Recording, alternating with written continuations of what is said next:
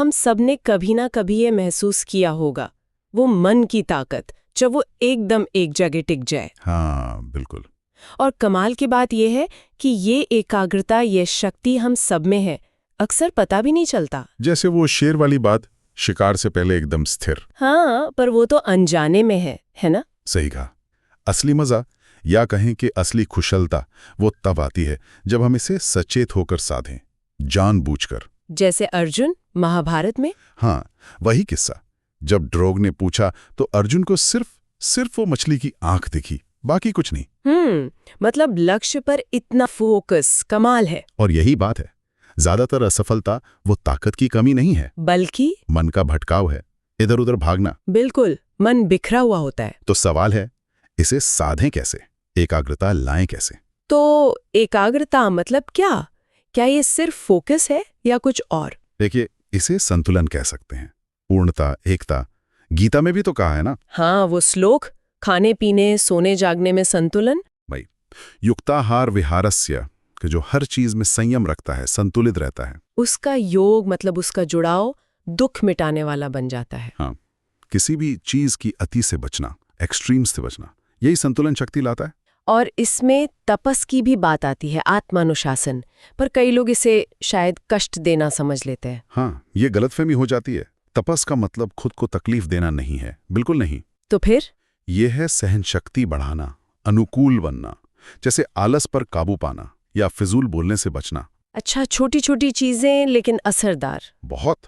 और मन को समझने के लिए ना 3 गुणों की बात की गई है, तमस, रजस और सत्व। तमस यानी वो सुस्ती, भारीपन। हाँ, जड़ता।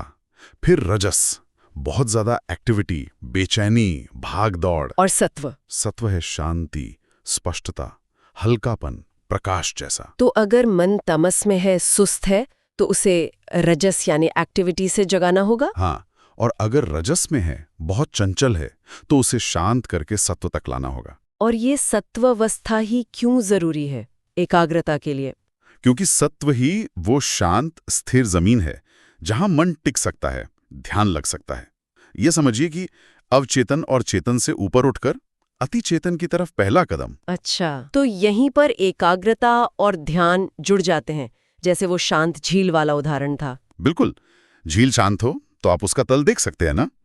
वैसे ही मन शांत हो तो अपना असली स्वरूप दिखने लगता है। मतलब ज्ञान और खुशी वो बाहर नहीं खोजना है, वो अंदर ही है। एकदम, बस अंदर झांकने की जरूरत है। एकाग्र मन एक सर्च लाइट जैसा है, अंदर की छिपी हुई शक्तियों को रोशन कर देता है। तो ध्यान का असली मकसद यही हुआ, अपने सच्चे मैं को जानना और उसका परमात्मा से क्या संबंध है, ये अनुभव करना। हाँ, सीधा अनुभव करना, पढ़ना या सुनना नहीं, अनुभव। और इसी गहरे ध्यान से समाधि तक पहुंचने की बात है, वो अति चेतन अवस्था। एक नियम भी बताया गया है, जैसा सोचोगे वैसा बनोगे। ये क्या है? मतलब विचारों में इतनी शक्ति? बहुत शक्ति है। लगातार जिस चीज पर मन टिकाएंगे, मन वैसा ही रूप लेने लगता है। हमारा मन उस बड़े सार्वभौमिक मन का ही तो एक हिस्सा है, एक प्रतिबिंब। जब छोटा मन बड़े मन से जुड़ता है तो ज्ञान अपने आप आता है। हाँ, ज्ञानोदय होता है। उपनिषदों में वो 2 पक्षियों वाली कहानी, क्या वो इसी से जुड़ी है? एक देखता है, एक फल चखता है। बिल्कुल। एक है वो मन जो कर्म करता है, सुख दुख भोगता है, गुस्सा करता है, ईर्ष्या करता है, वो फल चखने वाला पक्षी। और दूसरा? दूसरा सिर्फ देखता है, शांत, साक्षी भाव में। वो हमारा सच्चा आत्मा है। दुख तब होता है जब हम खुद को उस पहले वाले पक्षी से, उस बदलते हुए मन से जोड़ लेते हैं। तो ज्ञानी वो है जो खुद को उस देखने वाले शांत पक्षी से पहचानता है। हाँ, वो मन की लहरों से अलग रहता है। और इस अवस्था तक पहुंचने में कुछ चीजें मदद करती हैं। जैसे क्या करना होता है? नैतिक आचरण बहुत जरूरी है, अहिंसा, सत्य, पवित्रता। फिर आसन, शरीर को स्थिर रखना, खासकर रीढ़ सीधी रखना। और प्राणायाम, सांस पर ध्यान देना। हाँ, प्राणायाम से प्राण ऊर्जा, जीवन शक्ति संतुलित होती है, मन शांत होता है। लेकिन सबसे अहम है 2 चीजें, लगातार अभ्यास, कोशिश और वैराग्य। वैराग्य मतलब अनासक्ति, चीजों से या भावनाओं से चिपके न रहना। सही, मन को टिकाने के लिए ये बहुत जरूरी है। ध्यान करने के तरीके भी तो कई हो सकते हैं ना? हाँ, कई हैं। किसी एक विचार पर टिकें, पवित्रता पे ध्यान करें, किसी महान व्यक्ति के जीवन पर, या बस अपने हृदय केंद्र पर ध्यान लगाएं। तरीका कोई भी हो, जरूरी है निष्ठा और एकाग्रता। बिल्कुल। और जब ध्यान गहरा होता है तो वो अति चेतन दृष्टि मिलती है, सुपर कॉन्शियस विजन। ये बेहोशी नहीं है। नहीं, ये चेतना का विस्तार है, फैलना है। इससे काम में कुशलता आती है, दूसरों के लिए गहरी हमदर्दी पैदा होती है।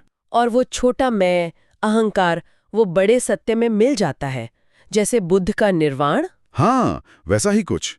ये वो समझ है जहां गलतियां नहीं होती, सच्ची शांति मिलती है, बाहरी और भीतरी जीवन दोनों में तालमेल आ जाता है। तो अगर हम सार देखें, एकाग्रता हमारी बिखरी हुई एनर्जी को इकट्ठा करती है। हाँ, और ध्यान उस इकट्ठी हुई एनर्जी को अंदर की तरफ मोड़ता है, जिससे हम अपने असली स्वरूप को जान पाते हैं, परमात्मा से जुड़ पाते हैं। ये शांति, शक्ति और स्पष्टता का एक प्रैक्टिकल रास्ता है। बिल्कुल। और एक सवाल मैं छोड़ना चाहूंगा जो हमें सोचना चाहिए। कहा गया है, मन इव मनुष्याणाम कारणम बंध मोक्षो। मनी बंधन का कारण है मनी मोक्ष का। हमारा सबसे अच्छा दोस्त भी और सबसे बड़ा दुश्मन भी। हाँ, ये इस पर निर्भर करता है कि हम उसे दिशा क्या देते हैं। तो सोचिए, सिर्फ ध्यान के अभ्यास के समय नहीं, बल्कि हर पल अगर हम अपने विचारों की दिशा को लेकर थोड़े और सचेत हो जाएं, तो ये छोटा सा चुनाव हमारे रोज के अनुभव को कैसे बदल सकता है। एकाग्रता और ध्यान ये कोई रहस्यमयी चीजें नहीं है, बल्कि प्रैक्टिकल टूल्स हैं, साधन हैं, जिन्हें हम सचेत अभ्यास से कोशिश करके विकसित कर सकते हैं। और ये हमें आत्मनियंत्रण, स्पष्टता और एक गहरी आंतरिक शांति का रास्ता दिखाते हैं। बिल्कुल सही कहा। और श्रोताओं के लिए एक विचार छोड़ जाते हैं जिस पर वो मनन कर सकते हैं। स्रोत बताते हैं कि सच्ची शांति और वो उच्चतम अवस्था तब मिलती है जब हमारे अंदर के विचार और हमारे बाहर के कर्म दोनों एक ही आदर्श के साथ पूरी तरह से मिल जाए, एक लय में आ जाएं। तो सवाल ये है कि हम अपनी रोजमर्रा की जिंदगी में अपने अंदर और बाहर के इस तालमेल को कैसे साध सकते हैं। ये सोचने वाली बात है।